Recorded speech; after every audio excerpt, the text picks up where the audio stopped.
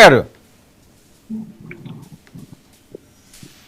Sir మీరు మాట్లాడుతున్నారా పేదల గురించి, పెత్తందారితనం గురించి? కొంచెమన్నా ఆలోచన ఉండాలి సార్. నిత్యావసర వస్తువుల దగ్గర నుంచి ఈ రోజు ప్రతి ఒక్క దానికి ఛార్జెస్, చెత్త కూడా పన్నేసిన ప్రభుత్వం మీ చెత్త ప్రభుత్వం. మళ్ళీ మీరు పేదలకి పెత్తందారులకి మధ్య డిఫరెన్స్ చూపిస్తూ ఒక పెత్తందారితనం చేసే వైసీపీ క్యాడర్ వచ్చి ప్రజల గురించి మాట్లాడుతుంది.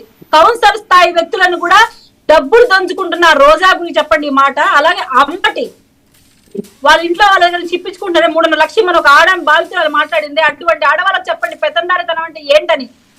డోర్ డెలివరీ చేస్తే ఇంతవరకు వాళ్ళని శిక్షణ ప్రివెంట్ చేయకుండా ఇంట్లో కూర్చోబెట్టుకొని మాట్లాడి శాల్వాలు కప్పి మాట్లాడుతున్నాడు ఆయన. అయినా మీరు కుప్పంలో ఓడిపేస్తాను, పిఠాపురంలో ఓడిపేస్తాను, సొంతం చెల్లెలు ఓడిపేస్తుంది పులివెందల్లో అవినాష్ రెడ్డిని కడపలో ఎంపీగా. దాని గురించి మాట్లాడండి. సొంతం చెల్లెలు మాట్లాడుతున్నారు మీ కుటుంబ సభ్యుల గురించి. మీరు పక్కన వాళ్ళని ఓడించేది మిమ్మల్ని మీరు కాపాడుకోలేక అల్లాడుతుంటే తెలుస్తుంది కదమ్మా, ఎందుకు ఎన్నికల తెలుస్తుంది కదా. ప్రజలు జడ్జిమెంట్ ఇచ్చారు, బ్యాలెట్ బాక్స్ లో ఉన్నాయి, నిక్షిప్తమై ఉన్నాయి, ఈవీఎంలలో నిక్షిప్తమై ఉన్నాయి. 4వ తారీఖు మైండ్ బ్లర్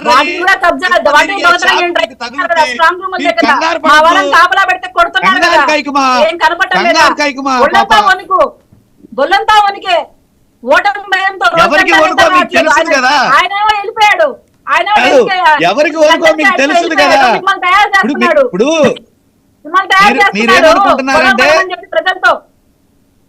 మీరేమనుకుంటున్నారంటే సైలెంట్ గా ఉంటే భయం అనుకుంటున్నారు. బలహీనుడు అరుస్తాడు, బలవంతుడు మౌనంగా ఉంటాడు.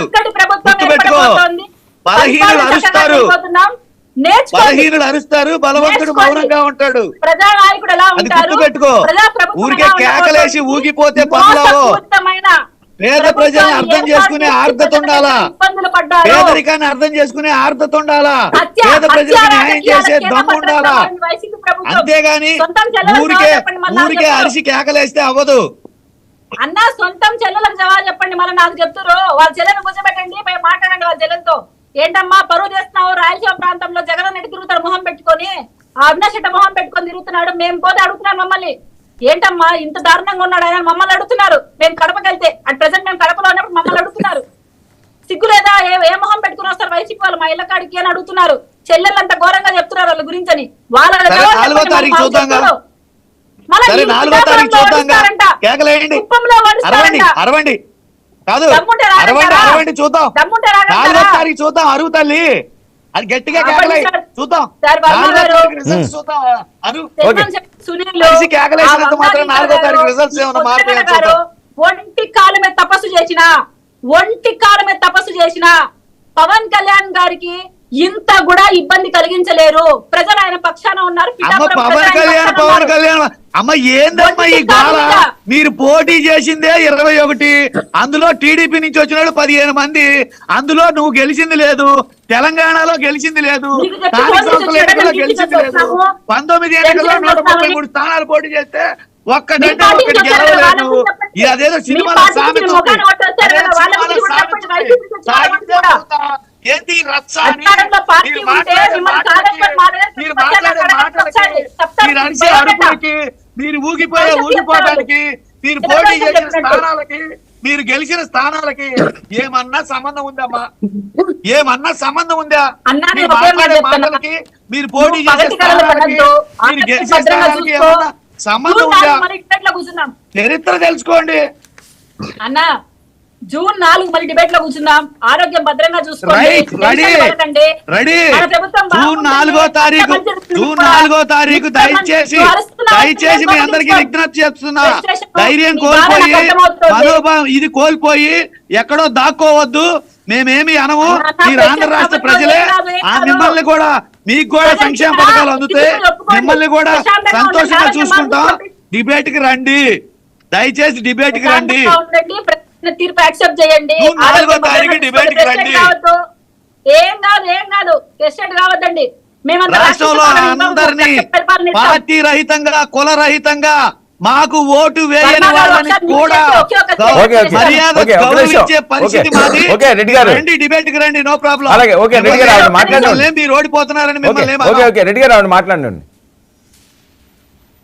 వంగా గీతాలు వగల ఏడుపు లేడ్చిన ఆయన సునీల్ గారు, చెల్మశెట్టి సునీల్ గారు ఎన్ని నాటకాలు ఆడినా, కాపు కాస్త రెడ్డిగా మార్చుకున్న ముద్రగడ వచ్చి ప్రచారం చేసిన జగన్మోహన్ రెడ్డి గారు అంతిమంగా వచ్చి సిద్ధం అన్న ప్రజా తీర్పు పవన్ కళ్యాణ్ గారికి అనుకూలంగా ఉంది.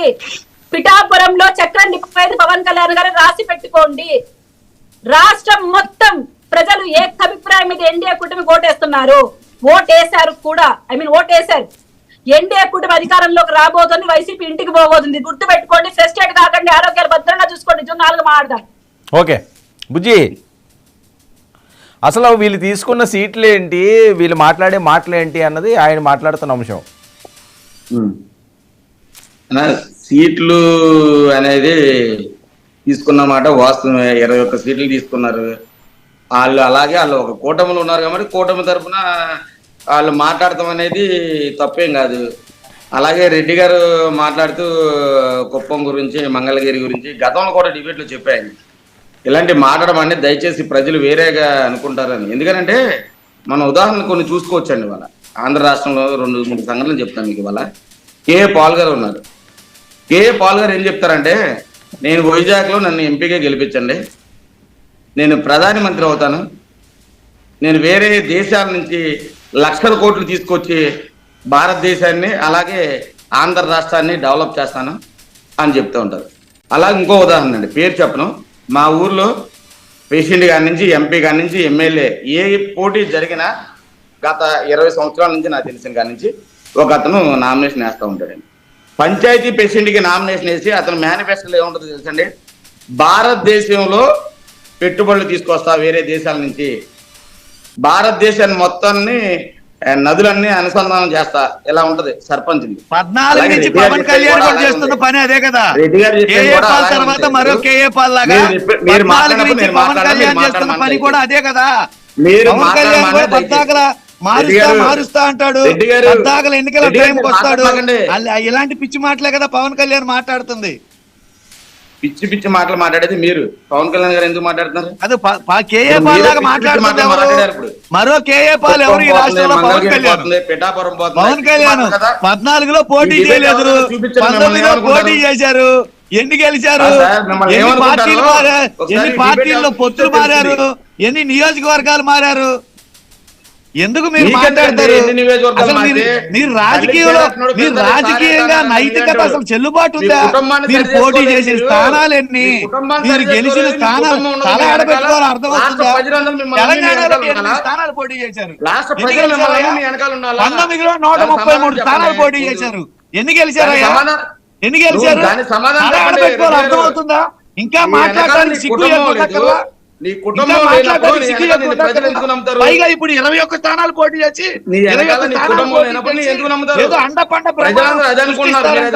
ప్రళయం సృష్టిస్తారంట. మీరు గెలిచేదేంటి? మీరు మాట్లాడే మాటలేంటి? చెప్పండి. ఏమన్నా చెప్పండి చెప్పడానికి. తలుందా అంటున్నా. కాదండి, మీ ఊర్లో మీరుంటారు, మీరున్నప్పుడు మీ కుటుంబం మీ వెనకాల లేకపోతే మీ నాయకుడు అవుతారా? మిమ్మల్ని నమ్ముతారా? దానికి సమాధానం చెప్పండి. మీ కుటుంబమే మీ వెనకాల లేనప్పుడు, మీరు ఎలక్షన్లో పోటీ చేస్తున్నప్పుడు మిమ్మల్ని నమ్ముతారా ప్రజలు? దానికి సమాధానం చెప్పాలి రెడ్డి గారు, చెప్పండి. మనం ఏంటనేది మనం సాధించిన విజయాలే మనకు చెప్తాయి. మనం ఏంటనేది మనం సాధించిన విజయాలే మనకు చెప్తాయి. పవన్ కళ్యాణ్ గారు సాధించిన విజయం ఏంటో ఒకటి చెప్పు. మనం ఏంటనేది, మన క్యారెక్టర్ ఏంటనేది, మనం సాధించిన విజయాలే ఉదాహరణ, మనం సాధించిన విజయాలే సూచికలు. అలాంటిది పవన్ కళ్యాణ్ గారు సాధించిన విజయం ఏంటో ఒక్కటి చెప్పు. 14 నుంచి రాజకీయాల్లో ఉన్నారు, ఒక్క చోట గెలవలేదు. ఊగి ఊగి ఊగి ఊగి మాట్లాడటం, మళ్ళీ ఆయన తరఫున మీరు మాట్లాడటం ఏందండి ఇది? మాకు ఎట్లుందంటే ఆంధ్రప్రదేశ్ ఇదేందండి, ఈ పిచ్చిగోలేందనిపిస్తుంది. కాదు, నేను అడిగిన సమాధానం చెప్పాలి మీరు. కుటుంబం లేని నాయకుడిని ప్రజలు నమ్ముతారా? మీరు అడగటం నేను అడగటం సమయం అయిపోయింది. ఎన్నికలు అయిపోయినాయి, ప్రజలు జడ్జిమెంట్ ఇచ్చారు. 4వ తారీఖు తీర్పు వస్తుంది. ఆ 4వ తారీఖు తీర్పులో మళ్ళీ ఏం జరుగుతుందో, మళ్ళీ 14లో ఏం జరిగింది, 19లో ఏం జరిగింది, 24లో ఏం జరిగింది, మళ్ళీ తెలిసింది. తెలంగాణ కాదండి, కుటుంబం లేని వ్యక్తిని మేము ఎలా నమ్ముతామని ప్రజలు తీర్చిచ్చారు. రైట్, ఓకే, మీ ఓకే. నాలుగో తారీఖు ఓకే, రాకేష్. కంగారు పడమని వెనకటికి ఏదో సామెత ఉంది, ఈసారి రా చూసుకుందాం అని కింద పడ్డ ప్రతిసారి ఈసారి రా చూసుకుందాం అంటుంటాడంట. అట్టనే ఓకే, కీర్తన గారు. ఓడిపోయి మళ్ళీ ఈసారి రా చూసుకుందాం. ఓకే, ఒక్క నిమిషం. ఏంటని మీరు చూసేది? కీర్తన గారు ఏం చెప్తున్నారు? వెనకాల ఒక సామెత ఉంది, ముందు ఇంటికి వెళ్ళి రచ్చ ఒక్క నిమిషం రాకేష్. నేర్చుకోండి. ముందు ఇంట గెలిచి రచ్చ గెలిచమనే సామెత కూడా ఉంది, అది నేర్చుకోండి. ఇంటనే గెలిచి రచ్చ ఏం గెలుస్తారా? మేము రాజకీయాల్లోకి వచ్చిన దగ్గర నుంచి పులివెందుల, కడప మా చేతిలోనే ఉన్నాయి. రాష్ట్ర మహిళలకు న్యాయం చేస్తాడా? ఆపండి సార్, మేము మీరు రాజకీయాల్లోకి వచ్చిన దగ్గర నుంచి పులివెందుల, కడప మా చేతిలోనే ఉన్నాయి. మీలాగా పూటకో నియోజకవర్గం, పూటకో పొత్తు, పూటకో భార్యని మేము మార్చలా. మేము రాజకీయాల్లోకి వచ్చిన దగ్గర నుంచి మా పులివెందులలోనే పోటీ చేస్తున్నాం, కడపలోనే పోటీ చేస్తున్నాం. పూటకో నియోజకవర్గం, పూటకొక పార్టీతో పొత్తు, పూటకొక భార్యని మేము మార్చలా. కార్లు మార్చినట్టు భార్యలు మార్చలా, ఓకేనండి, ఓకే. మార్చినట్టు నియోజకవర్గాలు మార్చలా, కార్లు మార్చినట్టు పొత్తులు మార్చలా. ఓకే. ఎందుకండి 1-4 అనిపించుకుంటారు? ఎందుకు 1-4 అనిపించుకుంటారు? ఏ డిబేట్ కి వచ్చామో అది మాట్లాడండి. ఓకే, పద్ధతి లేకుండా మాట్లాడే వాళ్ళతో నేను ఆన్సర్ చేయాల్సిన అవసరం నాకు లేదు. ఒక భార్యకు విడాకులు ఇచ్చి పెళ్లి చేసుకుంటే